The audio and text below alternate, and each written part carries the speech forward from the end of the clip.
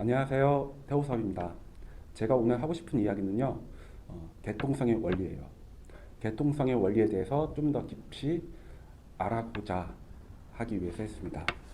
제가 좀 오랜만에 왔고 좀 버벅거리죠. 제가 지금 다음 주 토요일 날 대회가 있는데 다이어트를 너무 극심하게 하다 보니까 머리가 바보가 됐어요.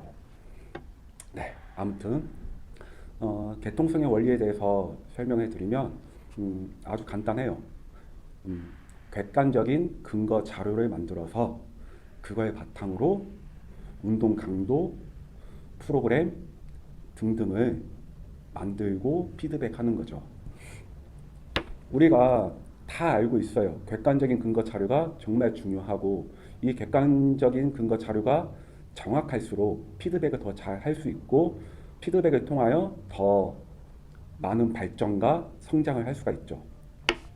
그러면 이 헬스에서 이 개통성의 원리에서 말할 수 있는 것은요, 운동 일지, 영양 일지, 일상생활의 일지, 크게 이 세 가지가 있어요.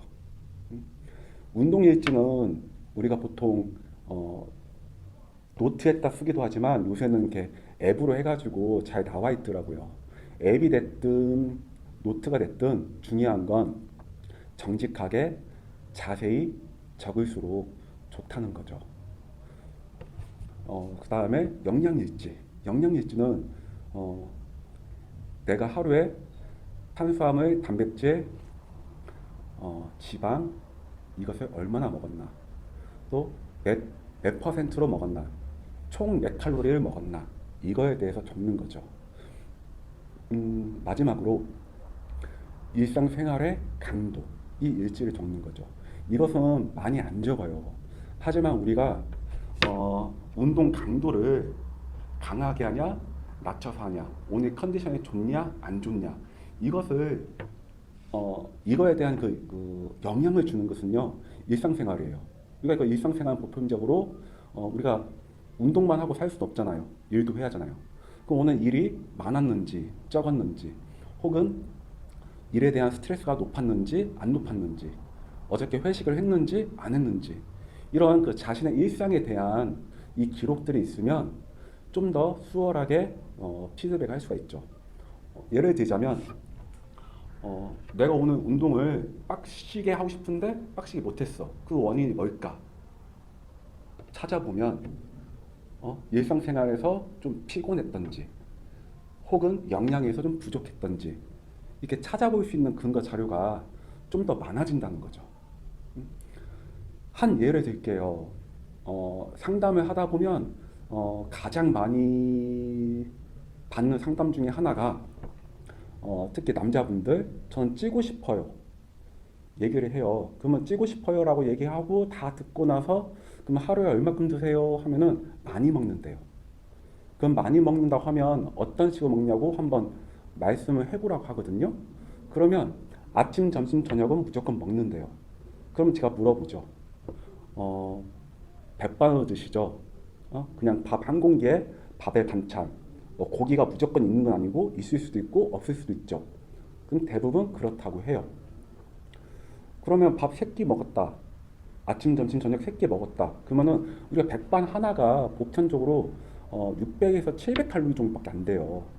그럼 700 잡고 3끼면 2100칼로리예요. 여기다가 이제 뭐 간식을 먹을 때도 있고 안 먹을 때도 있다라고 얘기를 하시거든요. 그러면 간식을 먹었다 쳐도 2500, 600이 안 돼요. 그러면 우리가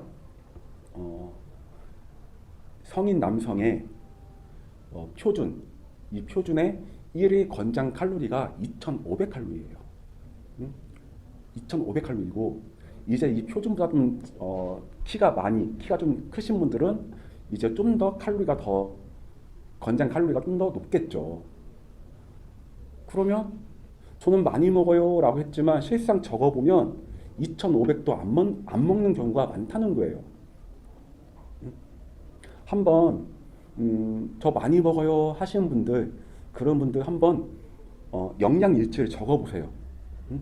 디테일하게 적을수록 좋고, 아니면 포괄적으로 김치찌개 밥 한 그릇, 뭐 돼지고기 뭐 한 접시에 뭐 이렇게 어쨌든 한번 적어보시고 한번 칼로리 계산해보자는 거죠. 그러면 나는 많이 먹어요. 이것이 객관적인 것이 아니라 주관적으로 많이 먹은 것뿐이지 객관적으로 봤을 때는 많이 먹지 않는다는 거예요.